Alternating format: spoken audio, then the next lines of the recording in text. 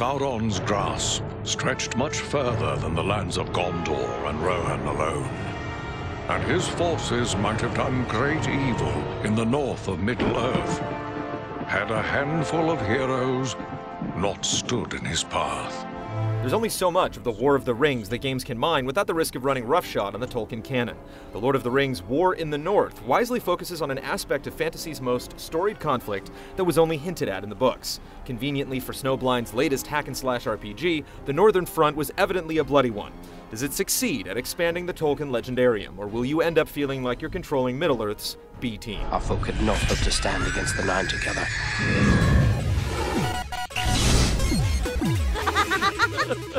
I will gladly do whatever you command. I'm a part of this now as well. Then we three are of one mind. In the role of either Aredin the Ranger, Andriel the Lore Master, or Farin the Dwarf, it's your job to track down and eliminate the vile Agandaur, a human servant of Sauron who shares his Dark Lord's silhouette, as well as his predilection for conquest and subjugation. In the course of things, you'll be running interference for the Fellowship, visiting storied sites, and generally ridding them of orcs, goblins, wights, and spiders, and even some wicked men. These lands have known peace for too long.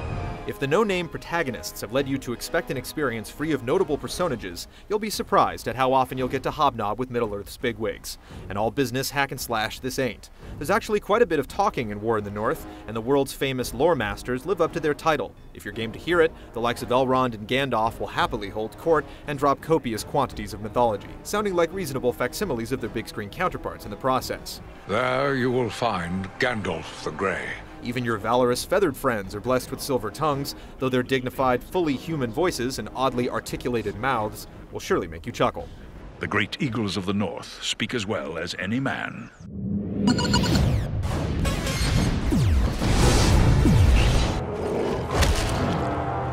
You won't be surprised by War in the North's form. You basically trample through linear environments while dispatching relentless hordes of enemies and relieving them of their loot. Aside from frequent, brief detours to claim hidden treasures and the odd spontaneously discovered side quest, it's all about forward momentum. You'll also come across various settlements in your travels where you can repair and re-equip, as well as chat with Middle-earth's loquacious locals.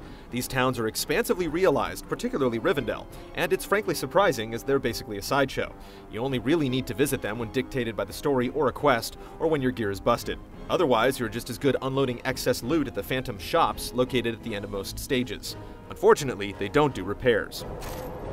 The game's MO is to basically bombard you with waves upon waves of enemies, though it tries its best to mix up the compositions of the hordes, from weenies and heavily armored skirmishers that bear down at you, to archers and magic users that harry you from a distance. There simply isn't enough variety to keep things interesting in the long run. After your 10th troll, they just cease feeling momentous. In some levels, the savage orcs and baleful men are switched up for undead or spiders, but the differences are largely superficial. The boss fights are a bit by the numbers as well. One particular template is reused for 3 different encounters. As is often the case with these types of games, you can forgive a lot when you're in the midst of the loot chase with friends. War in the North does a good job of enabling co-op play both online and locally. Up to 3 players are able to join the fray online, and 2 via split screen, with AI picking up any vacant roles. Once you finish the 10 to 12 hour story, you can restart it on higher difficulty levels with commensurate loot rewards. And given that a single playthrough will put you at around level 20, you'll have quite a bit to work through if you want to hit the 40 cap.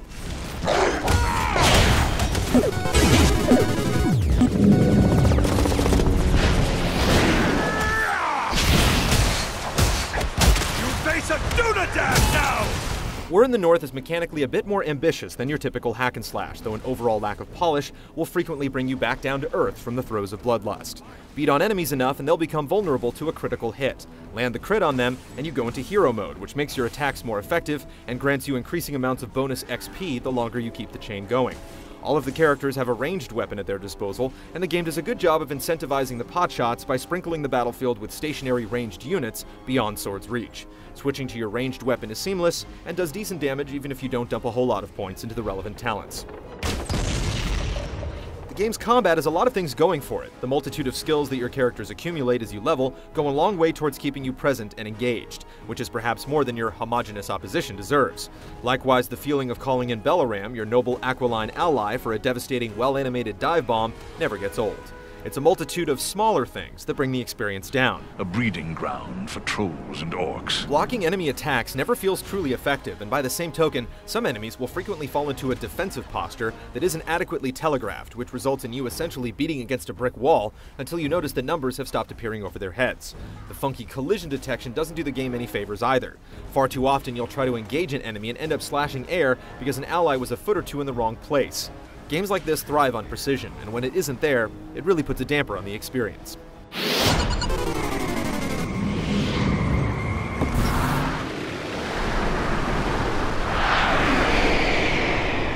War in the North looks good enough from a distance, entirely informed by the Peter Jackson film's interpretation of the Tolkien mythology.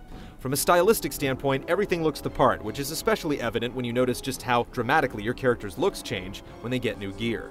The graphics aren't so deeply impressive when you look up close, though, with hair looking particularly weird. For a world with such a hirsute population, this is bad news.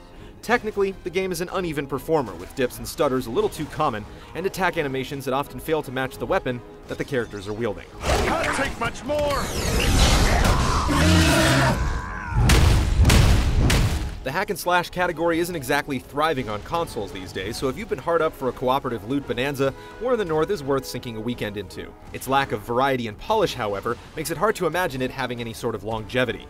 Unless you're thrilled by the idea of exploring Snowblind's take on this corner of Middle-earth, you should approach with caution.